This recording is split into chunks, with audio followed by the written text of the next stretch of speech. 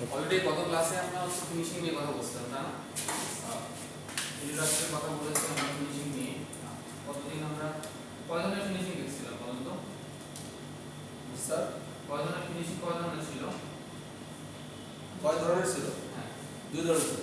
একটা হচ্ছে mechanical finishing আর একটা কেমিক্যাল ফিনিশিং ছিল তা আজকে আমরা হচ্ছে এই ক্লাসে আমরা মেকানিক্যাল ফিনিশিং এর যে পার্টগুলো ছিল এগুলো অবজেক্টিভ সম্পর্কে জানবো যদি স্লাইডে নেই আর মেকানিক্যাল ফিনিশিং এর স্লাইডগুলো সবাই লিখে রাখছে এগুলো হচ্ছে না আপনাদের স্লাইডে নেই সো এগুলো একটু লাগবে ফার্স্ট যেটা সেটা হচ্ছে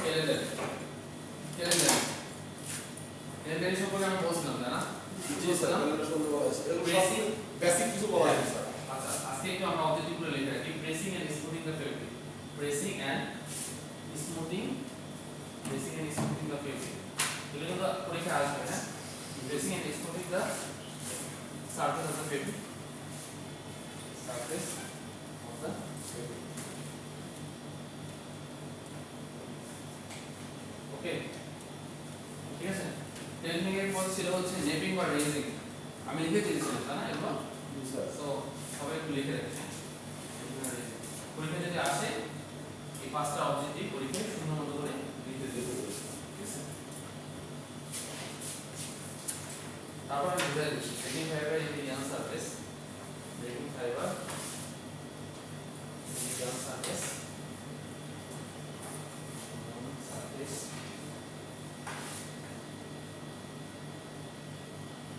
and raising file raising file এগুলোটা বেশি থাকে ঠিক আছে তিন নম্বরটা ব্রাশিং তিন নম্বরটা কি ব্রাশিং হ্যাঁ ক্লাস আছে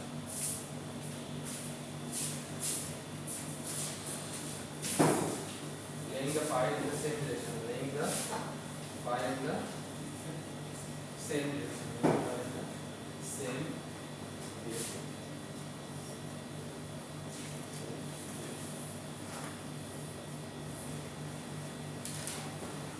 And আর আপনাদের গ্রুপের কথা গ্রুপ আরেকটা খুলেছিল তাই না গ্রুপ ওনারা একটা খুলেছিল ওই গ্রুপে আপনারা অ্যাড হয়ে যাবেন অলরেডি দুইটা গ্রুপ হয়ে গেছে যে কোনো একটা গ্রুপ হইতে হবে আচ্ছা যেটা বলেছিলাম ফিনিশিং এর কথা ফিনিশিং হচ্ছে দুই ধরনের বলছিলাম একটা হচ্ছে মেকানিক্যাল ফিনিশিং আর একটা হচ্ছে কেমিক্যাল ফিনিশিং আজকে আমাদের আলোচনা করছিলাম সেটা হচ্ছে মেকানিক্যাল ফিনিশিং তো মেকানিক্যাল ফিনিশিং এর মধ্যে অনেকগুলো ছিল সেটা হচ্ছে এক নম্বর ছিল ক্যালেন্ডারিং দুই নম্বর ছিল রেজিং বা নেপিং তিন নম্বর ছিল ব্রাশিং তারপর শেয়ারিং আছে কন্ট্রাক্ট সিঙ্গেস তো প্রত্যেকটার এক একটা কি থাকে উদ্দেশ্য থাকে না তো আমরা এই উদ্দেশ্যগুলো আজকে দেখার চেষ্টা করেছি আমরা অলরেডি মার্শালাইজেশন পড়াবো তার আগে আমরা মোটামুটি এই সম্পর্কে একটু আইডিয়া দিয়ে দেন আমরা মার্শালাইজেশনে চলে যাব ক্লাসে এখন আসেন ক্যালেন্ডারিং কি ক্যালেন্ডারিং এর অপশন হচ্ছে pressing and smoothing the surface of the fabric অর্থাৎ ক্যালেন্ডারিং করার উদ্দেশ্য হচ্ছে মনে রাখতে হবে এগুলো সবগুলো কি ফিনিশিং এর পার্ট এগুলো সবগুলো কি ফিনিশিং এর পর ফিনিশিং এর পার্ট যারা নতুন ক্লাসে আসছে তারা একটু সমস্যা হবে বাট আগের ক্লাসে ভিডিও দেখলে মোটামুটি ক্লিয়ার হয়ে যাওয়ার কথা যারা আগের ক্লাসে ছিল তারা মোটামুটি একটু বোঝার কথা এখন আসলে ক্যালেন্ডারিং এর উদ্দেশ্য কি ক্যালেন্ডারিং এর উদ্দেশ্য হচ্ছে কোন একটা কাপড় আমরা প্রেসিং করি না আয়রন নাম শুনেছি না আয়রন আমরা কাপড় কি করি আয়রন করি আয়রন করার উদ্দেশ্য কি আমাদের মেনলি সফট করা না কাপড় হচ্ছে কি থাকে আমাদের যেটাকে বলি সিঙ্গেজ এই সিঙ্গেজটা কি করা আমরা সাধারণত কি করি আমরা যখন কাপড়টা কেটে দেই কাপড়টা হচ্ছে কি করি আমরা কি ওই অবস্থা করতে পারি না করি না কেন করি না কাপড়ের ভাঁজ আছে কাপড় কেমন ভাঁজ হয়ে থাকবে সুন্দর দেখাবে মানুষ কাপড়ে ইগনো বিগ্নো হয়ে থাকবে না তো এটা করার উদ্দেশ্য হচ্ছে ক্যালেন্ডারিং করার উদ্দেশ্য প্রেসিং অথবা smoothing the surface of the fabric অর্থাৎ প্রেস করা বা হিট দিয়ে এটাকে প্রেস করে কাপড়টাকে কি করা সৌন্দর্য বর্ধন করা যেটা আমরা আয়রন হিসেবে করি সেটা কাজ হচ্ছে ক্যালেন্ডারিং এর পর ফিনিশিং দুই নম্বরটা হচ্ছে নেপিং বা রেজিং নেপিং বা রেজিং এর খাতা কলম বের করে লিখে ফেলেন যেগুলো কিন্তু স্লাইডে নেই আমি বলে দিচ্ছি রেজিং বা নেপিং হচ্ছে কি breaking fibre in the yarn surface and raising the file অর্থাৎ ইয়ান সারফেসের মধ্যে আচ্ছা আমরা কি করি বলতো আমরা হচ্ছে ইন্ডাস্ট্রিগুলোতে কাপড় কাটি না জি কাপড় কিভাবে কাটা হয় কাপড় ফেব্রিক স্যার কাপড় আমরা যে ফেব্রিক কাটি আমরা যে মার্কার করি ইন্ডাস্ট্রিতে আমরা তো চাকরি করি মার্কার করি না মার্কার করা হয় মার্কার কেন করা হয় যাতে করে কাটতে দিতে হয় শুধু কাটতে সুবিধা এরকম কোনো করা হয় উপযুক্ত প্রয়োগ করা ব্যবহার করা আর এবং পার্ট বাই পার্ট যেন Main- ভালোভাবে পোস্ট কমানো দরকার রাইট আমি এটা শুনতে যাচ্ছি অর্থাৎ ওয়েস্টেজ কমানোর জন্য ওয়েস্টেজ কমানোর জন্য এটা হচ্ছে আমি এই কথা এই ওয়ার্ডটা শুনতে যাচ্ছি অর্থাৎ ওয়েস্টেজ কমানোর জন্য অর্থাৎ যখন মার্কার করা হয় বা প্যাটার্ন করা হয় অর্থাৎ তখন আমার কাপড় কতটুকু যখন কাপড় সুস্থ লাগছে করা হয়। ওই কাপড় নির্দিষ্ট পরিমাণ আমি কাটতেছি তাই না সো রেজিং বা নেপিং এর উদ্দেশ্য ব্রেকিং ভাবে ইয়াস আমরা রেজিং এ পাই অর্থাৎ যে পরিমাণ কাপড় লাগতেছে বা ইয়ার সুতা লাগতেছে সেই পরিমাণ আমি কাপড় বা সুতাটা আমি কাটবো কার মাধ্যমে রেজিং বা নেপিং এর মাধ্যমে পাইল মানে কি রেজিং এর পাইল পাইল মানে হচ্ছে কি আমরা হচ্ছে দেখছি আমরা হচ্ছে কি করি আমরা ভেড়ার লোম চিনি না জি পাইল এটাকে বলা পাইল অথবা কি আমাদের বাংলাদেশে দেখেন সুতা ওঠে না লো হ্যাঁ ওটা হচ্ছে পাইল এখন হচ্ছে ব্রাশিং আসলে ব্রাশিং কোনটা বলেন তো ব্রাশিং এর এক্সাম্পল দিতে পারেন ব্রাশিং কোনগুলোতে করা হয় হ্যাঁ জ্যাকেট প্যান্ট আপনার পিচ ফিনিশের নাম শুনে পিচ জি, জি। পিচ ফিনিশ ব্রাশ কোনগুলো করা হয় যেমন হচ্ছে আমরা যে কি করি আমরা যে ঘুমাই আমাদের যে কি বালিশের যে উপরে যে কভার দেওয়া হয় কভারগুলো কি পাইলের মতো থাকে না ওটা ব্রাশিং দেওয়া হয় ব্রাশিং করার উদ্দেশ্য কি ব্রাশিং করার উদ্দেশ্য laying the pile in the same direction যে পাইলগুলো থাকে দেখেন না হ্যাঁ খাড়া খাড়া থাকে ওগুলো হচ্ছে সেম ডিরেকশনে থাকবে এটার উদ্দেশ্য হচ্ছে ব্রাশ করা আরেকটা উদ্দেশ্য সফটনেসও বাড়ানো এটা আরেকটা উদ্দেশ্য হ্যাঁ একদিকে যেন বাড়তে থাকে ক্লিয়ার এগুলো পরীক্ষা থাকবে তারপরে দেখেন আর দুটো জিনিস দেখবো সেটা হচ্ছে শেয়ারিং শেয়ারিং হ্যাঁ আরেকটা কি দেখবো শেয়ারিং শেয়ারিং এটা হচ্ছে শেয়ারিং উপরে লিখুন হ্যাঁ cutting the piles rubber cutting the pile rubber cutting the pile fibre and the pile fibers the same length to the same length মানে শেয়ারিং এর কি করা হয় শেয়ারিং এর ক্ষেত্রে যেটা করা হয় সেটা হচ্ছে যে আমাদের কি ফাইবারটা যে কাটা হয় এই কাটাটা অবশ্যই কি হতে হবে সেম লেন্থ হবে সেম ডিরেকশনে হইতে হবে সেটাকে বলা হয় হচ্ছে শেয়ারিং সেটাকে কি বলা হয় শেয়ারিং বলা হয় আর এটা হয়ে গেছে এগুলো জি আরেকটা লিখে দিচ্ছি সেটা হচ্ছে কম্প্রেসিভ শিঙ্কেজ এটা সম্পর্কে একটা ধারণা আছে কম্প্রেসিভ শিঙ্কেজটা কি স্যার কম্প্রেসিভ শিঙ্কেজ কমপ্লিট সিঙ্কেজ তো আমরা যে আইরনের লিনিয়ে করলো তো সেইটা মূলত কাপড়ের ভাঁজ থেকে ওইটা করতে হবে কম্প্রেসিভ শিঙ্কেজ এটা কি করা হয় বলতো আচ্ছা রাইট দেখেন compressing just fabric compressing the fabric এখানে স্লাইডে নাই হ্যাঁ তুলে নেন কষ্ট করে compressing the fabric to the dimension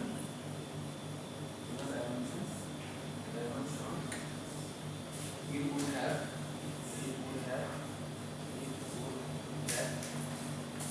after shrinkage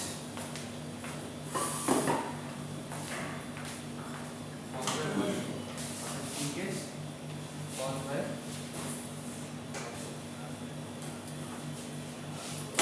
অর্থাৎ কাপড় কাচার পরে আমাদের যে shrinkage-টা হয় সেটাকে বলা হয় কি বলে কম্প্রেসিভ shrinkage বলা হয় তো আমাদের কি করতে হবে আমাদের সিনটেক্সটা কন্ট্রোল করতে হবে কেন সিনটেক্সটা কন্ট্রোল করা দরকার আমাদের বলে না সিনটেক্স কন্ট্রোল করা দরকার এখন আমরা কি করি সাধারণত ফেব্রিক বডি বানালো সিনথেসিস কন্ট্রোল না করা হয় এদিকে উলসা রাইট রাইট এই জন্য কি করা হয় কাপড়ের সিনটেক্স কন্ট্রোলটা খুবই ইম্পর্টেন্ট কারণ সিনটেক্স কন্ট্রোল করা না থাকলে কাপড় দেখবেন যে কাপড়ে এক জায়গায় উঠে আছে কাপড় এক জায়গায় নিচে গেছে নিচে কাপড়ের মেজারমেন্ট ঠিক থাকবে না এই জন্য গার্মেন্টস ইন্ডাস্ট্রি যেটা করা হয় যে কম্পিউটার সিনটেক্সের উপর গুরুত্বপূর্ণ একটা কাজ যেটা হচ্ছে করা হয় কারণ কাপড়ের ডাইমেনশনটা যেন ঠিক থাকে ডাইমেনশনটা করা হয় তোলা হয়েছে সবার নাহলে তুলে নিই সবাই তাহলে আমি কি বললাম মেকানিক্যাল ফিনিশিং এর হচ্ছে প্রসেস আছে সেই প্রসেসগুলো আমরা দেখলাম অলরেডি আমরা বললাম ক্যালেন্ডারিং দুই নম্বরটা বলেছিলাম যে রেজিং বা নেপিং তিন নম্বরটা বলেছিলাম কি তারপরে হচ্ছে ব্রাশিং চার নম্বরটা বলেছে শেয়ারিং আর পাঁচ নম্বরটা হচ্ছে কম্পোজিট শিঙ্কেজ নাম্বার 1 যেটা বললাম ক্যালেন্ডারিং উদ্দেশ্য হচ্ছে প্রেসিং বা স্মুথিং দা ফেব্রিক না দুই নম্বরটা কি বলেছি নেপিং বা রেজিং উদ্দেশ্য হচ্ছে breaking the fibres in the yarn surface and raising a pile brushing উদ্দেশ্য হচ্ছে যে লেয়ারগুলো থাকবে যে পাইলে যে লেয়ারগুলো থাকবে সেই লেয়ারগুলো কি হবে সেম ডিরেকশনে থাকতে হবে তারপর 4 নম্বরটা বললাম শেয়ারিং কি যে পাইল বা ফাইবারগুলো থাকে সেম ডিরেকশনে কাটতে হবে, সেটা হচ্ছে শিয়ারিং। 5 নম্বরটা হচ্ছে কম্প্রেসিভ সিঙ্কেজ। এই কম্প্রেসিভ সিঙ্কেজটা কখন রক্ষা হয়? আমরা যখন কাপড়টা হচ্ছে পরিষ্কার করি, কাপড়টা পরিষ্কার করার পরে কি করা হয়? এই জন্য আমাদের কি করা প্রয়োজন? প্রেসিং অথবা আয়রনিং অথবা ক্যালেন্ডারি করা প্রয়োজন। কারণ কি? কাপড়টা স্মুথনেস বাড়ানোর জন্য। সব কথা এক কথা, দুটো জিনিস আমি তোমাদের বলছিলাম গত ক্লাসে, ফিনিশিং এর দুটো উদ্দেশ্য। দুটো উদ্দেশ্য কি কি ছিল? একটা হচ্ছে কি ছিল? ডেকোরেটিভ পারপাসে, আর একটা ছিল ফাংশনাল পারপাসে। ডেকোরেটিভ পারপাসে, ডেকোরেটিভ পারপাস কারণ হচ্ছে আমরা যখন কাপড় কিনি বা পরি সৌন্দর্য বর্ধনের জন্য কিন্তু আমরা কাপড় পরিধান করি। সো কাপড় যদি সুন্দর না হয় আমরা কি কাপড় পরার চেষ্টা করি? আমরা মনে হয় মার্কেটে যাই দেখি যে কোন শার্টটা আমাকে মানাবে, সুন্দর লাগবে। কেন এটা দেখি? আমরা যখন মার্কেটে যাই আমরা দেখি না এই শার্টটা পরলে আমাকে সুন্দর লাগবে। তো এরকমই আমরা যখন কাপড় কাস্টমারে কি কাস্টমার স্যাটিসফ্যাকশন একটা কথা আছে, যে কাস্টমার ফিনিশিং যদি ভালো না হয় কাস্টমার কোনো স্যাটিসফাইড হবে না। এই জন্য কাস্টমারের স্যাটিসফ্যাকশন আনার জন্য ফিনিশিংটা খুবই জরুরি। ঠিক আছে? ফিনিশিং খারাপ হলে সেক্ষেত্রে কি হয়? কাস্টমার স্যাটিসফ্যাকশন কমে যায়। তখন কি? তখনই বলে যে কাপড়ের বাজার দর বাড়ছে। এই জন্য কাপড় ভালো হলে মার্কেটে ভ্যালু বেশি হবে। ক্লিয়ার? আর বলে কি আগামী উইকে একটা সিটি হবে ক্লাস 1 সিটি। গত লেকচার আপলোড করেছি কি? লেকচার আপলোড করে ওই গত লেকচারটা আজকে আপলোড করে দেব, প্লাস আজকে লেকচারটা আপলোড করে দেব। যতটুকু ক্লাস নেব ততটুকু আগামী উইকে একটা সিটি হবে ক্লাসটা। মানে আমার মনে হচ্ছে আমি নির্দিষ্ট সময়ের মধ্যে আমার সিলেবাস আমি শেষ করে ফেলবো। ঠিক আছে? আপনারা ক্লাসে আসতেছেন দেখুন, আপনারা সিটি দিলে সব কিছু রেডি থাকবে। ক্লিয়ার? এখন আসেন শেষ, সবগুলো শেষ। এখন আসেন আমরা যেটা আজকে করবো সেটা হচ্ছে, যেটা বলে পড়াশোনা করবো সেটা হচ্ছে মার্শালাইজেশন। মার্শালাইজেশন সম্পর্কে কারো ধারণা আছে?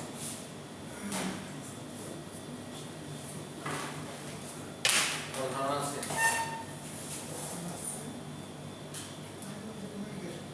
মার্শালাইজেশন কারো ধারণা আছে সম্পর্কে? একটা রিলেটিভ যেগুলো কেমিক্যাল ডাইস ব্যবহার করে, একটা রিলেটিভ যেগুলো কেমিক্যাল ডাইস ব্যবহার করে সেটাকে বলা হয় মার্শালাইজেশন। আচ্ছা, আর কেউ চেষ্টা করবে মার্শালাইজেশন কি? পারার কথা। অলরেডি আমরা হচ্ছে ওয়েট প্রসেসিং এর ফ্লো চার্ট, যেটা গত ক্লাসে ট্রিটমেন্টের ফ্লো চার্ট আমরা করছিলাম।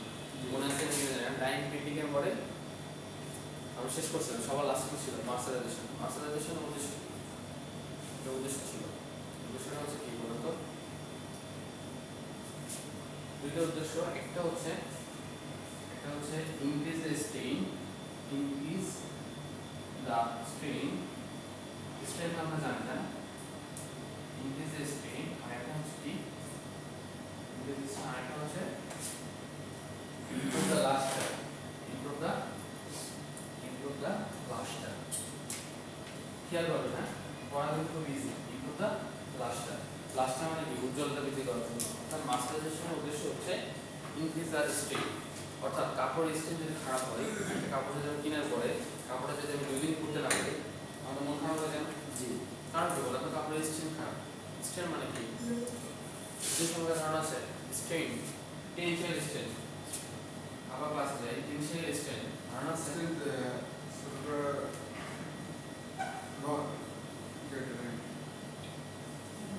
এর মধ্যে কিছু প্রপার্টিজ আছে, টেনশন প্রপার্টিজ। টেনশন প্রপার্টিজ কি ধারণা আছে? প্রপার্টিজের মধ্যে অনেকগুলো জিনিস পড়ে। এখানে হচ্ছে ব্রেকিং লোড, তারপর 2 নম্বরটা হচ্ছে ব্রেকিং ইলংগেশন, তারপর 3 নম্বরটা হচ্ছে টেনাসিটি, 4 নম্বরটা হচ্ছে এলাস্টিসিটি, 5 নম্বরটা হচ্ছে এলাস্টিক রিকভারি, আর হচ্ছে এলাস্টিক লিমিট। এগুলো সম্পর্কে ধারণা আছে? মোটামুটি এগুলো সম্পর্কে ধারণা আছে? দেখেন, এগুলো লাগবে ডাইনে পড়াশোনা, এগুলো কিন্তু লাগে। আমি বলি ব্রেকিং লোড হচ্ছে কতটুকু ফোর্স প্রয়োগ করলে কোনো একটা বস্তু ছিঁড়ে যাবে, সেটাকে বলা হচ্ছে ব্রেকিং লোড। ব্রেকিং এলিমেন্টেশন হচ্ছে যখন কোনো একটা বস্তু ফোর্স প্রয়োগ করা হয়, ফোর্স প্রয়োগ করার ফলে বস্তুটা কতটুকু বৃদ্ধি পাবে, অর্থাৎ এক্সটেনশন অথবা এটাকে বলা হয় এক্সটেনশন। কি বলা হয়? এক্সটেনশন। এখন বলেন তো কোন বস্তুর উপর যদি ফোর্স প্রয়োগ করি বস্তুটা এক্সটেনশন হয় কোনটা? এমন কোনো উদাহরণ আছে কি? স্যার এই মানে আমি বললাম যে কোনো একটা বস্তুর উপর ফোর্স প্রয়োগ করা হবে, কোনো একটা বস্তুর উপরে হ্যাঁ হ্যাঁ যে কোনো হতে পারে, জি ওটা হচ্ছে কি হবে? এক্সটেনশন হবে। Extension. এমন উদাহরণ আছে? যেমন ধরেন আমি একটু সোজা করে দিই, এলাস্টিসিটি সম্পর্কে উদাহরণ আছে না? জি এলাস্টিসিটি কি?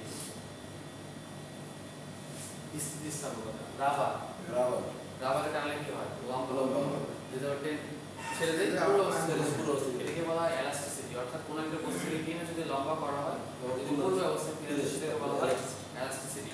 এখন আসেন এলিভেশন কি? ব্রেকিং এলিভেশনটা কি? এলিভেশনটা হচ্ছে সেটাই যখন আমি কোনো একটা বস্তুর উপর ফোর্স প্রয়োগ করব অর্থাৎ বিকৃতি ঘটবে, অর্থাৎ এটা সম্পর্কে ধারণা আছে কিনা যায় না। স্টেজ আর হচ্ছে স্প্রিং, স্টেজ আর স্ট্রেন।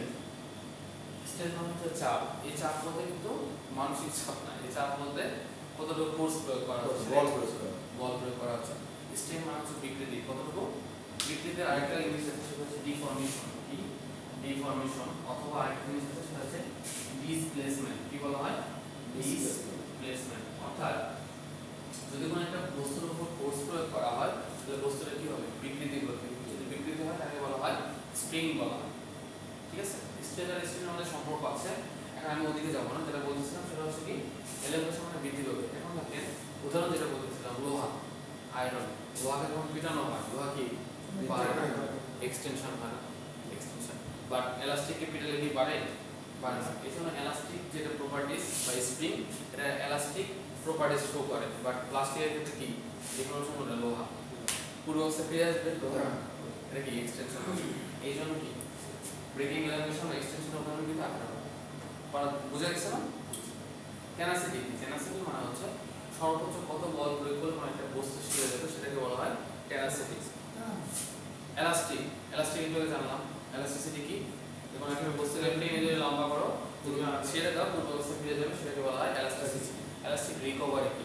রিকভারি একটা কথা হচ্ছে যদি কোনো একটা বস্তুকে টেনে ছেড়ে দেওয়া হলো এটা পূর্ব অবস্থায় ফিরে আসবে না, পূর্ব অবস্থায় ফিরে আসা কতটুকু সময়ের মধ্যে ফিরে আসবে সেটাকে বলা হয় এলাস্টিক রিকভারি। অর্থাৎ কোনো একটা আমরা যেমন 100% কাজ করতে পারি না বা কোনো একটা মেশিন যেমন 100% কর্মদক্ষতা দিতে পারে না, রিকভারি ক্ষেত্রে সেম জিনিস 100% কিন্তু রিকভারি হয় না। কতটুকু রিকভারি হবে সেটাকে বলা হয় এলাস্টিক রিকভারি। তারপর কি এলাস্টিক লিমিট? এলাস্টিক লিমিট বলতে বোঝায় প্রত্যেকটা বস্তুর কিছুটা লিমিট আছে। যেমন যতগুলো ফাইবার আছে, কি কি ফাইবার আছে? পলিস্টার আছে, কটন আছে, উল আছে, সিল্ক আছে, সবগুলোর মধ্যে এক্সটেনশন বা ব্রেকিং স্ট্রেন বা স্ট্রেন যেটা বা টেনশন স্ট্রেন কার বেশি শক্তি হবে? তুমি বলতে পারবে? মানে সবচেয়ে বেশি স্ট্রেন লাগে ছেড়ে যাবে কোনটা? পলিস্টার ফাইবারের কথা বলছি, মনে করেন কি আছে? কটন, সিল্ক, উল, লাইলন, লাইলন আর উল। সব থেকে বেশি যেটা স্ট্রেন প্রয়োজন উলের জন্য, উলের জন্য 42.9% স্ট্রেন প্রয়োজন। 42.9%। ঠিক আছে? এই জিনিসগুলো কিন্তু জানতে হবে। দেখো ফাইবার আরেকটা জিনিস বলে রাখি, টেক্সটাইলে ওয়েট করেন আর যাই করেন, যাই মানে ফেব্রিক করেন, ইয়ার্ন করেন, সবসময় মাথায় রাখবেন টেক্সটাইল র ম্যাটেরিয়াল একটা সাবজেক্ট আছে আপনার ফাইবার সম্পর্কে, ফাইবার সম্পর্কে বেশি করে জানেন। টেক্সটাইলে যাদের ফাইবার সম্পর্কে নলেজ ভালো তারা শাইন করতে পারে ভালো। ফাইবারটা খুবই গুরুত্বপূর্ণ কারণ আমরা ফাইবারটাকে ইগনোর করে রাখি, বাট আমার মনে হয় যে ফাইবারটাকে বেশি গুরুত্ব দেওয়া উচিত। যে কোনো জায়গায় পরীক্ষা দিতে যাবেন ফাইবার নিয়ে বেশি কোশ্চেন করা হয়, তখন আমরা আটকে যাই। তখন কি হয় আমরা মেনলি আমরা এগুলোই পড়ি বাট ফাইবার নিয়ে আমাদের ধারণা করবো, বাট কটন কীভাবে আসলো, পলিস্টার কীভাবে আসলো, লাইলন কীভাবে আসলো, কোন দেশ থেকে কী হইলো, কীভাবে আসলো, কেন মিশরকে কটনের রাজা বলা হচ্ছে, কেন কটনকে কিং বলা হয়, সিল্ককে কুইন বলা হয়, এগুলো কিন্তু খুবই গুরুত্বপূর্ণ। কেন বলা হয় কটনকে কেন রাজা বলা হয়, সিল্ককে কেন কুইন বলা হয় জানেন? কটনের প্রয়োগ বেশি, এই এক কথায় বলতে, বাট এর পিছনে অনেক মেকানিক্যাল মেকানিজম আছে। আর সিল্ক হচ্ছে লেডিস আইটেম বেশি হয় ওদের জন্য। বাট অনেক মানে অনেক কিছু ইনফরমেশন আছে ফাইবার সম্পর্কে এগুলো জানা দরকার। যাই হোক আমরা ওদিকে যাবো না, আমরা যেখানে ছিলাম সেখানে আমরা করি। ঠিক আছে। একটা হচ্ছে মার্শালাইজেশনের উদ্দেশ্য হচ্ছে দুইটা, একটা হচ্ছে ইনক্রিজ স্ট্রেনটা বাড়ানোর জন্য, কারণ কি প্রত্যেকটা কাপড়ে একটা স্ট্রেন আছে না। এখন ধরুন প্রথম ইন্ডাস্ট্রিতে কি করা হয়, স্ট্রেন চেক করা হয়, টেনশন প্রপার্টিগুলো চেক করা হয়, যারা ল্যাবে কাজ করে তারা কিন্তু জানে স্ট্রেনটা চেক করা হয়। স্ট্রেন চেক করার উদ্দেশ্য হচ্ছে আমরা যে কাপড়টা প্রয়োজন করবো, আমরা চায়নাতে কি করা হচ্ছে, এখন চায়নাতে যেটা করা হচ্ছে সেটা হচ্ছে ওয়ান টাইম কাপড় ব্যবহার করা হচ্ছে। মানে প্রথমে কাপড়টা পরে কাপড়টা কি করা হয়, মানে একবার পরবো নেক্সট টাইম আর কাপড়টা কিন্তু পরবো না, এটা কিন্তু চায়নাতে এখন হইতেছে। বাংলাদেশের প্রেক্ষাপট যেটা, বাংলাদেশ টেক্সটাইল গার্মেন্ট ইন্ডাস্ট্রিগুলোতে এখন ওই পর্যায়ে যেতে পারবে না। আমরা কি এক কাপড় একদিন পরি, অলমোস্ট 2 বছর পরি। সো 2 বছর পরতে গেলে কি কাপড় একটা স্ট্রেন লাগে না, যখন কারণ কি স্ট্রেন কমে যায় কখন, আমরা যখন কাপড় পরিষ্কার করি, আমরা ওয়াশ করি, তো ওয়াশ করতে গেলে কাপড়ে কি স্ট্রেন কমে যায় না। সো এমনভাবে স্ট্রেনটা চেক করা হয় যে কাপড়টা যেন 1-1.5 বছর আমি মিনিমাম করতে পারি, মানে কি, কারণ না হলে তো বাঙালি কি টিকতে পারবে না। এই জন্য কি স্ট্রেন চেক করা খুব গুরুত্বপূর্ণ। আর মার্শালাইজেশনের কাজ হচ্ছে দুটো জিনিস করে, একটা হচ্ছে ইনক্রিজ দ্য স্ট্রেন আর একটা হচ্ছে ইমপ্রুভ দ্য লাস্টার। এগুলো কথা বলার জন্য আমি অন্যদিন পর্যন্ত চলে গেছিলাম, এগুলো সম্পর্কে ট্রান্সফার সম্পর্কে একটু ধারণা হয়ে গেল। এখন দেখেন এটা কিভাবে করা হয়, ওই জিনিসগুলো অবশ্যই জানবো। তার আগে যেটা জানবো সেটা হচ্ছে মার্শালাইজেশনের জন্য কোন কেমিক্যালটা ব্যবহার করে, এটা জানা দরকার। সেই কেমিক্যালটা হচ্ছে সোডিয়াম হাইড্রোক্সাইড। আমরা এর আগে গত ক্লাসে আমরা দেখছিলাম সোডিয়াম হাইড্রোক্সাইড আরেকটা জায়গায় ব্যবহার করা হয়, কোনটার জন্য, স্কালিং। এটা যেন ভুল না হয়, এখানে অনেক ভাইবা ভাবে কোশ্চেন জিজ্ঞাসা করা হয়, যেহেতু আপনারা চাকরি করেন কোন জায়গায় ব্যবহার হয়ে যাবেন, যে মার্শালাইজেশনের জন্য কোন কেমিক্যাল ব্যবহার করা হয়, সোডিয়াম হাইড্রোক্সাইড। স্কালিংয়ের জন্য কোন কেমিক্যাল ব্যবহার করা হয়, সোডিয়াম হাইড্রোক্সাইড। তারপর কি ব্লিচিং এর জন্য কোন কেমিক্যাল ব্যবহার করা হয়, হাইড্রোজেন পারঅক্সাইড। ইলেকট্রোলাইট সল্ট হিসেবে কি ব্যবহার করা হয় ইন্ডাস্ট্রিতে, সল্ট, সোডিয়াম ক্লোরাইড আর সল্ট আমরা ব্যবহার করি না, সল্ট ইলেকট্রোলাইট কি ব্যবহার করা হয় সল্ট হিসেবে,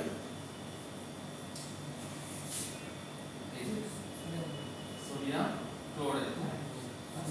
সোডিয়াম ক্লোরাইড আরেকটা জিনিস ব্যবহার করা হয়, এটা হচ্ছে সোডিয়াম আমাদের যে যেটাকে বলা হয় গ্লোবাল সল্ট, এটাকে বলা হয় গ্লোবাল সল্ট। আমার প্রশ্ন, আপনাদের প্রশ্ন, আপনারা যদি লাইনে চাকরি করেন বলেন তো সোডিয়াম ক্লোরাইড আর সোডিয়াম সালফেটের মধ্যে কোনটা বেশি ব্যবহার করা উচিত? Sodium chloride. কেন কেন উচিত বলেন, আমরা যে সোডিয়াম ক্লোরাইড ব্যবহার করছি কেন, এটা উদ্দেশ্য আছে না। এখন দেখেন আমরা অনেকেই ইনফরমেশনটা জানি না, ইনফরমেশনটা মিসিং আছে, সেটা হচ্ছে কি সোডিয়াম ক্লোরাইডটা আমরা ব্যবহার করি, সোডিয়াম ক্লোরাইডটা হচ্ছে যে পাত্রে রাখা হয় সেই পাত্রে কোরোশন ঘটায়, সেই পাত্রে কি ঘটায়, কোরোশন ঘটায়, হ্যাঁ, কোরোশন মানে হচ্ছে ক্ষয়, ক্ষয় ঘটে। আমরা তো সোডিয়াম ক্লোরাইড ব্যবহার করি, এখন ম্যাক্সিমাম ইন্ডাস্ট্রিগুলো সোডিয়াম ক্লোরাইড ব্যবহার বাদ দিয়ে সোডিয়াম সালফেটে যাচ্ছে। সোডিয়াম সালফেট হচ্ছে লবণ, মানে ইলেকট্রোলাইট হিসেবে কাজ করে। কারণ কি আমরা গতকাল একটা দেখছিলাম না, রিঅ্যাকশন দেখছিলাম, এখানে কিন্তু সেম জিনিস, একটা সোডিয়াম প্লাস হচ্ছে ক্লোরিন মাইনাস, এখানে সোডিয়াম প্লাস আর হচ্ছে সালফেট 2 মাইনাস হয়ে যায়, হ্যাঁ, দুটোই কিন্তু সেম কাজ করে। এখন কথা হচ্ছে আমরা সোডিয়াম ক্লোরাইড ব্যবহার করি, কিন্তু সোডিয়াম ক্লোরাইড ব্যবহার করা ঠিক না। কারণ সোডিয়াম ক্লোরাইড আমি যেমন হচ্ছে যে পাত্রের মধ্যে দিচ্ছি সেই পাত্রে ক্ষয় ঘটে বেশি, সোডিয়াম ক্লোরাইডটা কোরোশন ঘটে। এই জন্য ইন ফিউচারে দেখবো তোমরা যারা টেক্সটাইলে আসো সোডিয়াম ক্লোরাইডটা ব্যবহার করা হবে, কি ব্যবহার করা হবে, সোডিয়াম সালফেট। সোডিয়াম সালফেট হচ্ছে গ্লোবাল সল্ট, এটা ইলেকট্রোলাইট হিসেবে কাজ করে, এটা পাত্রের ক্ষয় ঘটায় না। এই জন্য কখনো যদি কোনো প্রশ্ন করা হয় যে সোডিয়াম ক্লোরাইড আর সোডিয়াম সালফেট দুটোই তো ইলেকট্রোলাইট হিসেবে কাজ করে, কোনটা বেশি উপযুক্ত, কোনটা বেশি ভালো, তাহলে অবশ্যই অ্যান্সার হবে কি সোডিয়াম সালফেট।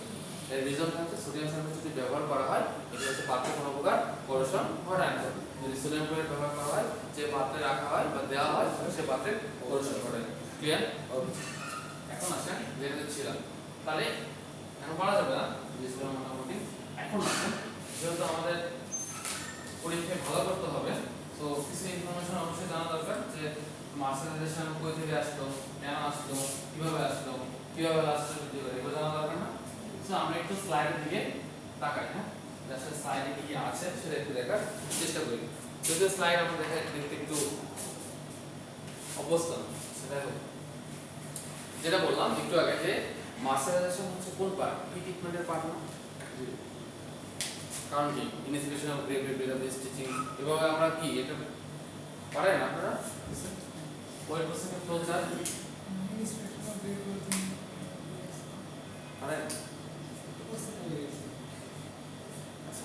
সবসময় যে সাবজেক্ট পড়বেন সেই সাবজেক্টের ফ্লো চার্ট আজকে বাসায় যায় যেখানে চাকরি করেন না 4টা ফ্লো চার্ট মুখস্থ করবেন। একটা হচ্ছে ইয়ান ম্যানুফ্যাকচারিং এর ফ্লোচার্ট, কম কারেট, সারা জীবন লাগবে আমি বলতেছি, চাকরি করতে চান কম কারেট।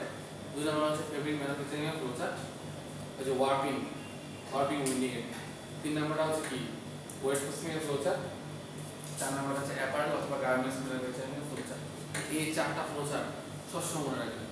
4টা ফ্লোচার্ট মনে রাখতে পারলে আপনার টেক্সটাইলকে হাতে দিতে পারবেন আপনার বেসিকের উপর, কারণ এই 4টা ফ্লোচার্টের উপর পুরো বেসিকটা নির্ভর করে। সো সবসময় ফোকাস করবেন এই 4টা ফ্লোচার্ট যেন শুরুতে মুখস্থ থাকে। ওকে, দেখেন যেটা বললাম যে মাস্টারাইজেশন পার্ট আমি অলরেডি গত ক্লাসে বলছিলাম যে ওয়েট প্রসেসিং মিলে 3 ভাগে ভাগ করা হয়। একটা হচ্ছে কি প্রি ট্রিটমেন্ট, 2 নম্বরটা হচ্ছে ডাইং প্রিন্টিং, 3 নম্বরটা হচ্ছে ফিনিশিং। আমরা ওয়েট প্রসেসিং করে মেইনলি ফিনিশিং করতেছি, ফিনিশিং এর সাথে আমরা কি প্রি ট্রিটমেন্ট সম্পর্ক আলোচনা করতেছি। তাহলে এই যে প্রি ট্রিটমেন্ট টেক্সটটা হার্ড বলা হয়, গত ক্লাসে বলছিলাম কেন হার্ড বলা হয়, কারণ হচ্ছে কি স্কাউটিং ব্লিচিং যে করা হয় বা ডিসাইনিং করা হয় অথবা মাস্টারাইজেশন করা হয়, এর উদ্দেশ্য হচ্ছে যে ইনগ্রেডিয়েন্টস গুলো আছে সেই ইনগ্রেডিয়েন্টস গুলো রিমুভ হয়ে যাবে, যে ন্যাচারাল যে ব্রাইটনেসটা সেই ব্রাইটনেসটা কি হবে বৃদ্ধি পাবে, এই জন্য করা হয়েছিল। এখন দেখেন মাস্টারাইজেশন কি, mercerization is a chemical treatment process করা হয় applied to cotton fiber to fabric permanently imported greater affinity for dyes and various chemical finishing. অর্থাৎ মাস্টারাইজেশন করলে কি হয়, ওই যে কেমিক্যালটা ব্যবহার করবো এই কেমিক্যালটা কি করতে সাহায্য করে, স্ট্রেন্থটা বাড়াতে সাহায্য করে। আর একটা জিনিস করে, স্ট্রেন্থ বাড়লে আরেকটা স্ট্রেন্থ কখন বাড়বে, যখন ডাইস গুলো ফাইবারের মধ্যে বা ফেব্রিকের মধ্যে কি প্রবেশ করবে। কারণ কি হয়, আমরা সবসময় কি আপনারা যারা ডাইং এ চাকরি করেন কি শেড আনইভেন, বারবার বলেন শেড আনইভেন, বাট কি হয় যে ডাইস গুলো যদি ফেব্রিকের গায়ে ঠিক মতো না লাগে থাকে তো আনইভেন বলা হয় না। সো যদি আমরা প্রি ট্রিটমেন্ট প্রসেসটা ঠিক মতো কমপ্লিট না করতে পারি তাহলে ডাইস গুলো ফাইবারের মধ্যে ঢুকবে না, ফেব্রিকের মধ্যে ঢুকবে না। কারণ কি ইম্পিউরিটিস গুলো রয়ে যায়, এই জন্য ইম্পিউরিটিস গুলো দূর করা হয়। এই ক্ষেত্রে মার্সারাইজেশন যে ব্যবহার করা হয় কেমিক্যাল রিঅ্যাকশনের মাধ্যমে, কেমিক্যাল রিঅ্যাকশনটা আছে স্লাইডে, সোডিয়াম হাইড্রোক্সাইড ব্যবহার করি। এই কেমিক্যাল রিঅ্যাকশনের মাধ্যমে যে ডাইসগুলো আছে সেই ডাইসগুলো ফেব্রিকে গায়ে সহজে প্রবেশ করতে সাহায্য করে এবং কি করে স্ট্রেন্থটা বাড়াতে সাহায্য করে, লাস্টারটাও বৃদ্ধি করে, সেটা হচ্ছে মার্সারাইজেশন। ঠিক আছে, তারপরে দেখেন mercerization is a pre treatment of finishing treatment of cotton article or natural fiber. কারণ ন্যাচারাল ফাইবার কোনগুলো, প্রথমে আমি বলছিলাম ফাইবার হচ্ছে 2 ধরনের, একটা হচ্ছে ন্যাচারাল আর একটা হচ্ছে সিনথেটিক অথবা ম্যান-মেড ফাইবার। ন্যাচারাল ফাইবারের মধ্যে আবার 3 ধরনের আছে, কি কি বলছিলাম, ভেজিটেবল, অ্যানিমাল আর হচ্ছে মিনারেলস। আর হচ্ছে সিনথেটিক এর ক্ষেত্রে বলছিলাম ম্যান-মেড ফাইবার গুলো পলিস্টার, লাইল, তাই না? এর মধ্যে আবার কি বলছিলাম, রিজেনারেট ফাইবার, ভিসকস আর রিয়েল, এগুলোর কথা বলছিলাম। মানে এই কথা বললাম কি টেক্সটাইল র ম্যাটেরিয়ালের মধ্যে ফাইবারটা খুব গুরুত্বপূর্ণ। দেখেন সব জায়গায় কিন্তু ফাইবারের কথা থাকে, ফাইবারগুলো কনসেপ্ট ক্লিয়ার থাকলে সুবিধা। দেখেন composed by cellulose with higher concentration of cellulose caustic soda under tension and ambient temperature। অর্থাৎ কি করা হয় বলেন তো, আমরা তো জানি কটনের মধ্যে কি আছে, কটনের মেইন উপাদান কি, কটনের মেইন উপাদান হচ্ছে সেলুলোজ। সেলুলোজে কি থাকে, সেলুলোজে একটা বন্ড থাকে, সেটা হচ্ছে ওয়েজ বন্ড। সেলুলোজে কি থাকে, এটা ওয়েজ, সেল ওয়েজ বলা হয়, ওয়েজ বন্ড থাকে না। আমরা পানি যেরকম একটা বন্ড দিচ্ছি না, পানি যদি ভেঙে আমরা কি পাবো বলেন তো, H+ হচ্ছে ওয়েজ মাইনাস থাকে না। এটা কি করে, রিঅ্যাকশন করতে খুব সহজে সাহায্য করে। এইখানে কটনের ক্ষেত্রে সেলুলোজের পরিমাণ অনেক বেশি, ইম্পিউরিটিজের পরিমাণ অনেক কম। কটনের সেলুলোজের উপাদান থাকে অলমোস্ট 94%, সেখানে ইম্পিউরিটিজ থাকে মাত্র 6%। ঠিক আছে, এই হলো মোটামুটি। হ্যাঁ, আর এটার জন্য কতটুকু কস্টিক সোডা ব্যবহার করা, 300 গ্রাম পার লিটার। এটা আসলে ক্লিয়ার, কোনো কোশ্চেন আছে? আচ্ছা, তারপর আসেন আমরা একটু দেখি তারপরে কি আছে। আচ্ছা, কি করা হয় বলুন তো, কি কিছু বলবেন? আচ্ছা, যেহেতু আমাদের কিছু স্লাইড পড়াতেই হবে, কিছু বেসিক কথা হচ্ছে পরীক্ষা পাস করার জন্য হোক আর পরীক্ষা রেজাল্ট ভালো করার জন্য হোক, কিছু কোর্স ম্যাটেরিয়াল তো পড়তেই হবে। সুতরাং আমরা স্লাইডেও যেটা আছে সেটাও আমরা একটু ফলো করবো, না করলে কিন্তু ঝামেলা হবে। দেখেন কি বলা আছে, দেখেন প্রথমে টাইপিক্যালি কটন আর cotton converted thread with a polyester coat. আচ্ছা, এর আগে যাওয়ার আগে আমরা তো জানি না, আমরা যারা ডাইনিং চাকরি করি ইয়ান ডাইনিং ক্ষেত্রে আমরা দেখছি, আপনাদের আইডিয়া আছে, আপনি ইয়ান ডাইনিং চাকরি করেন না, অলরেডি ওয়েট প্রসেসিং 2 ক্লাস করছেন আমরা, তাই না? ভালো নাম্বার আসছে? আচ্ছা, এখানে একটা কাহিনী আছে, দেখেন সেটা কি, কটন, পলিস্টার আর হচ্ছে ইয়ান ডাইরেক্ট, তাই না? এই তিনটা কিন্তু বলেন তো প্যাকেজ যেটা করা হয়, প্যাকেজ কি কোন আকারে করা হয় জানো প্যাকেজ? আচ্ছা, যখন আমরা বড় আকারে প্যাকেজ থাকে ওই আকারে কি আমরা ডাইল করি? কি স্যার? কিভাবে করি ডাইং?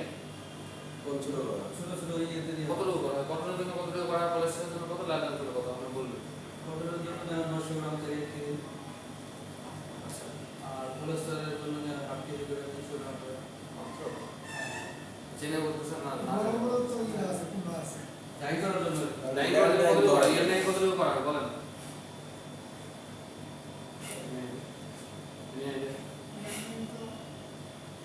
আর এখানে তো 500 কেজি করে 600 কেজি করে একদম।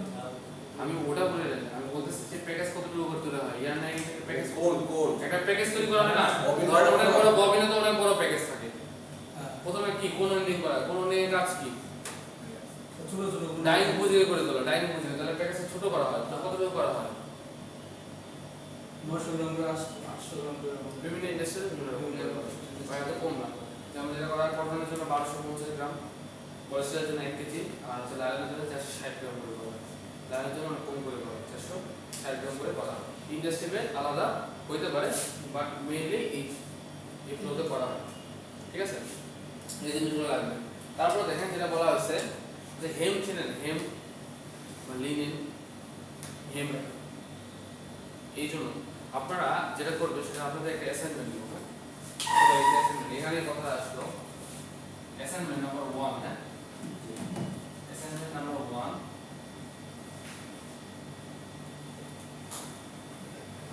Textile fibers, textile fiber, silk, wool, হেম,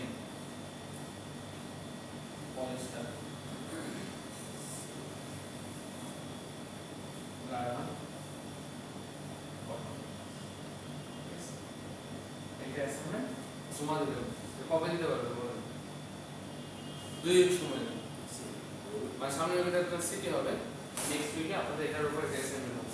কারেন্ট সম্পর্কে জানা দরকার, এই সম্পর্কে না জানলে ঝামেলা হবে।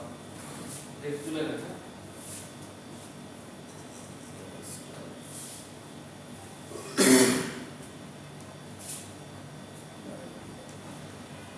বুঝেছেন? এখন যেটা বলতেছিলাম সেটা হচ্ছে মার্সারাইজেশনের কাজ হচ্ছে, মার্সারাইজেশন কেমিক্যাল যে ট্রিটমেন্ট করা হয়, সোডিয়াম হাইড্রোক্সাইড ব্যবহার করা হয়, এটা উদ্দেশ্য হচ্ছে অ্যাবজর্বেন্সি বানানোর জন্য। আর একটা মেইন কাজ করে অ্যাবজর্বেন্সি। অ্যাবজর্বেন্সি কি আমরা জানি কিনা জানি না, অ্যাবজর্বেন্সি সম্পর্কে ধারণা আছে? অ্যাবজর্বেন্সি হচ্ছে কোন একটা কাপড় কতটুকু সময়ের মধ্যে শুকিয়ে যাবে। হ্যাঁ, পানিটাকে অ্যাবজর্ব করবে, সেটা হচ্ছে অ্যাবজর্বেন্সি। ইন্ডাস্ট্রিতে অ্যাবজর্বেন্সি টেস্ট করা হয় অনেক ভাবে, আপনারা জানেন মনে হয়। যদি না জানেন তাহলে এক নম্বরটা হচ্ছে ড্রপ টেস্টের মাধ্যমে করা হয়, এটা হচ্ছে কি ড্রপ টেস্ট করা হয়। 2 নম্বরটা হচ্ছে স্পট টেস্টের মাধ্যমে করা হয়, আর এটা কি 3 নম্বরটা করা হয় কলাম টেস্টের মাধ্যমে করা হয়, কলাম টেস্টের মাধ্যমে করা হয়। অর্থাৎ অ্যাবজর্বেন্সি, কোন একটা কাপড়ের অ্যাবজর্বেন্সি জানার জন্য 3 ভাবে টেস্ট করা হয়। একটা কি ড্রপ টেস্ট করা হয়, একটা স্পট টেস্ট করা হয়, একটা হচ্ছে কলাম টেস্ট করা হয়। এখন দেখেন স্পট টেস্টে কিভাবে করা হয় অথবা ড্রপ টেস্ট করা হয়। ড্রপ টেস্ট কিভাবে করা হয় সেটা আমি একটু বলি। ড্রপ টেস্ট কিভাবে করা হয়? হ্যাঁ, রাইট। এটা পিপেটের মধ্যে পানি নেওয়ার পরে পানিটা আমি যখন কাপড়ের উপর ফেলবো, কতটুকু সময়ের মধ্যে কাপড়টা শোষণ করবে সেটাকে বলা হয় ড্রপ টেস্ট। স্পট টেস্ট কি বলছিলাম গত ক্লাসে? বলেছিলাম সম্পর্কে বলে দিই। তো স্পট টেস্ট কি? স্পট টেস্ট হচ্ছে 1% ডিরেক্ট ডাই আমরা ইউজ করবো। কত পার্সেন্ট? 1% ডিরেক্ট ডাইকে সলিউশন তৈরি করবো। সলিউশন কি বলেন তো?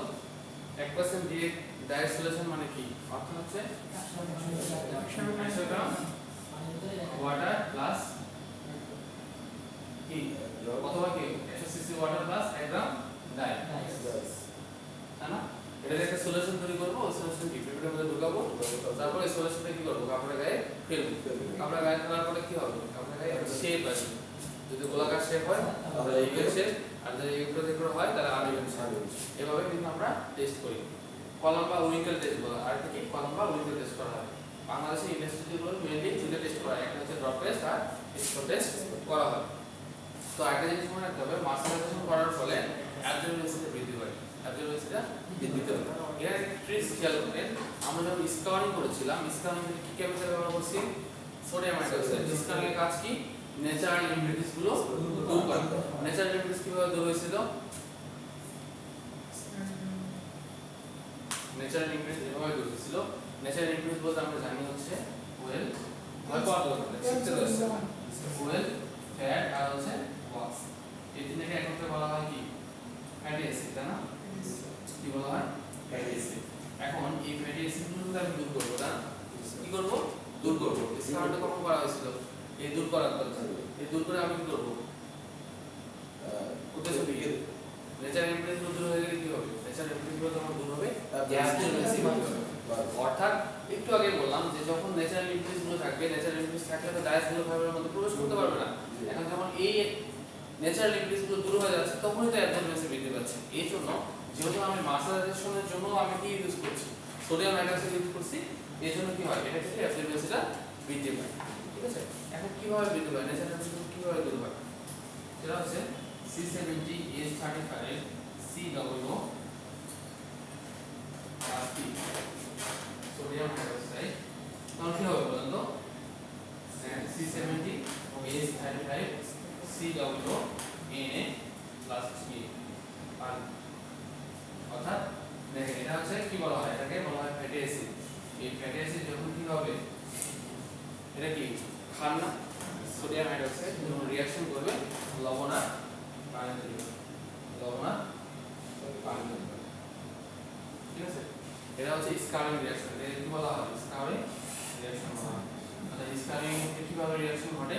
সেখানে রিঅ্যাকশন যেটা ঘটে সেটা হচ্ছে when fatty acid react with sodium hydroxide কি বললাম? when fatty acid react with sodium hydroxide it can produce কি salt and water। অর্থাৎ কি হবে? এই যে ইম্পিউরিটিস গুলো আছে এগুলো দূর হয়ে লবণ পানিতে পরিণত হবে। এই পানিতে পরিণত হওয়ার পরে অ্যাবজর্বেন্সিটা বৃদ্ধি পাবে। ঠিক আছে? এটা মাঝে মাঝে বলা হয় না যে কিভাবে এটা হয়, কিভাবে করা হয়। স্কারিং রিঅ্যাকশন এটা ফ্যাটি অ্যাসিড এটাকে এর মধ্যে কি আছে? ওয়েল ফ্যাট এবং ওয়াক্স একত্রে বলা হয় C70H35 COOH। যখন সোডিয়াম হাইড্রক্সাইড রিঅ্যাকশন করছে তখন লবণ এবং পানি তৈরি করছে। এভাবে কি হয়? অ্যাবজর্বেন্সিটা বৃদ্ধি পায়। এরকম রিঅ্যাকশন পরে আছে, আমি আগেই দেখাই দিলাম। ঠিক আছে?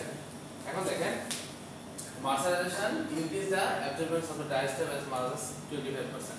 ধরেন যখন আমি কি করলাম? ন্যাচারাল ইমপ্রেসগুলো দূর করার আগে যেটা থাকবে যদি আমি দূর করে ফেলি, অর্থাৎ মার্সারাইজেশন পদ্ধতি অবলম্বন করি, তাহলে কি হবে?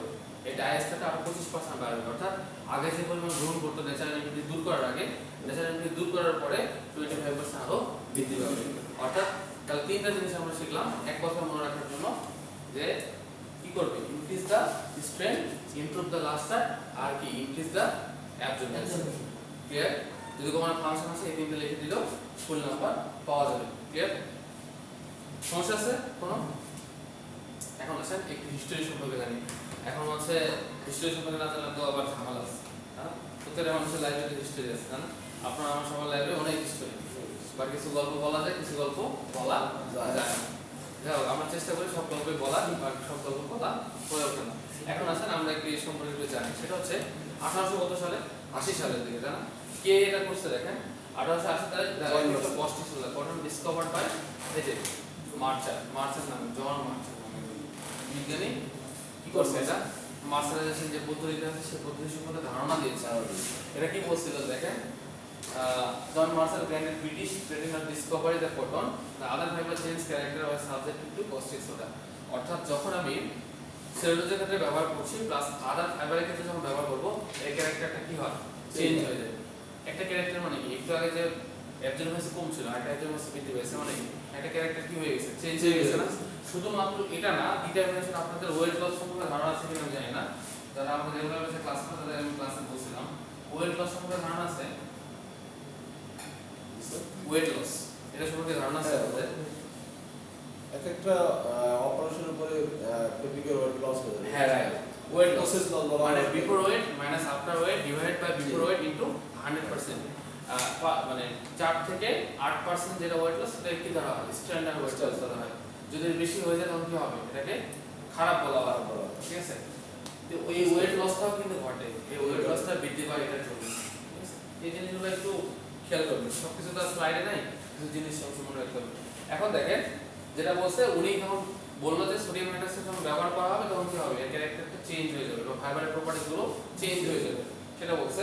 এটার জন্য যে কেমিক্যালটা ব্যবহার করছে সেটা কি? Sodium hydroxide or sulphuric acid or other chemical. প্রথমে থেকে সোডিয়াম হাইড্রক্সাইড না, সালফিউরিক অ্যাসিড ব্যবহার করার চেষ্টা করা হয়েছে। কি ইউজ করা হয়েছে?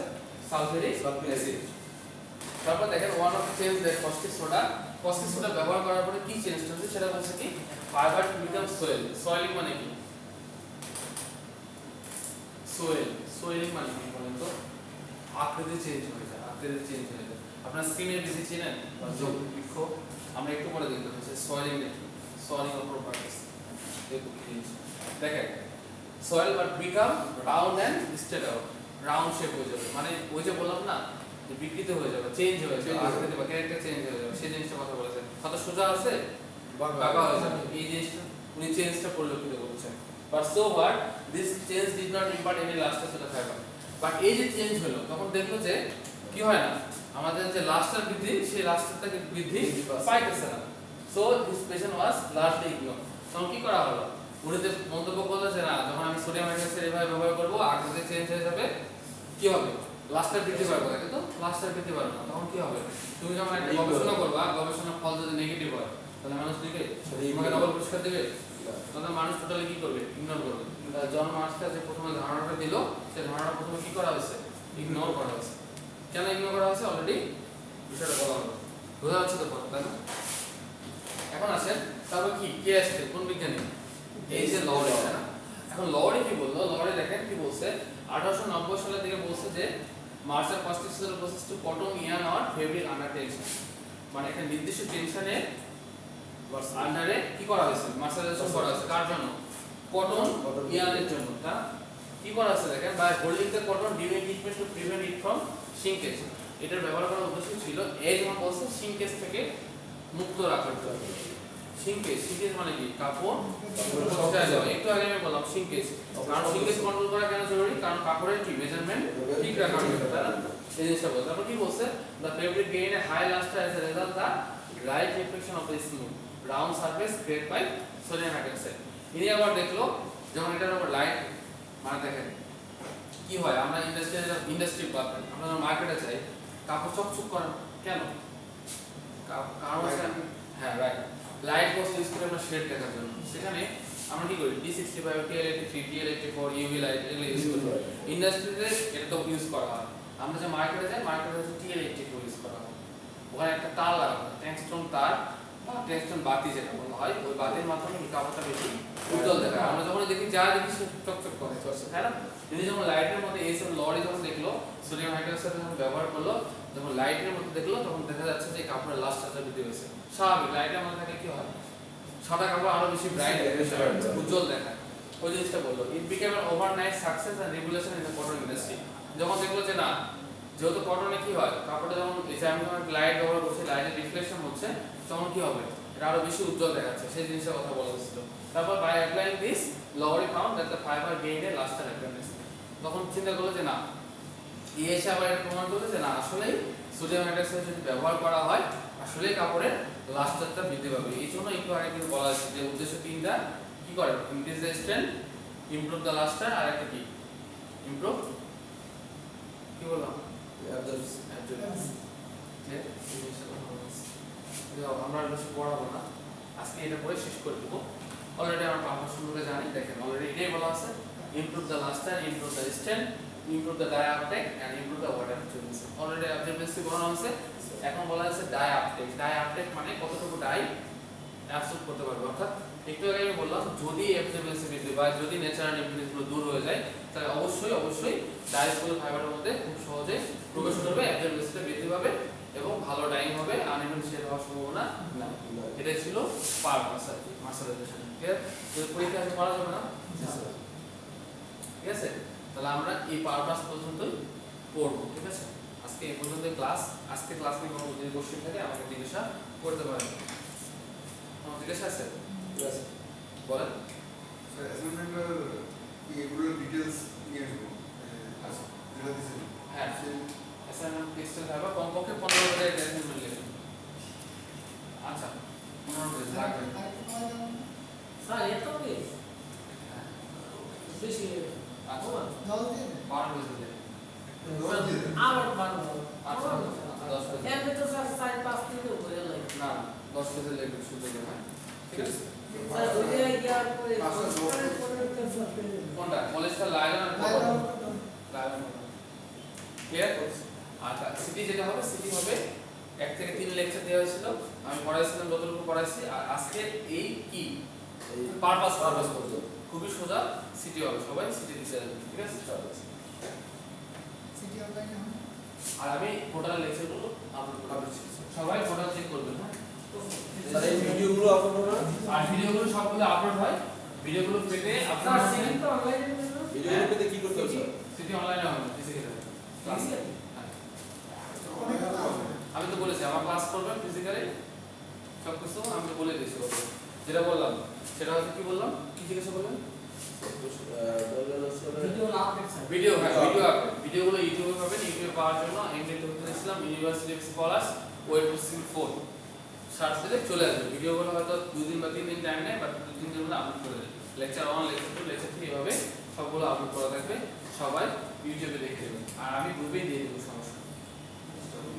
ঠিক আছে তাহলে আজকে এই পর্যন্তই থ্যাংক ইউ ভিডিওটা অফ করে দাও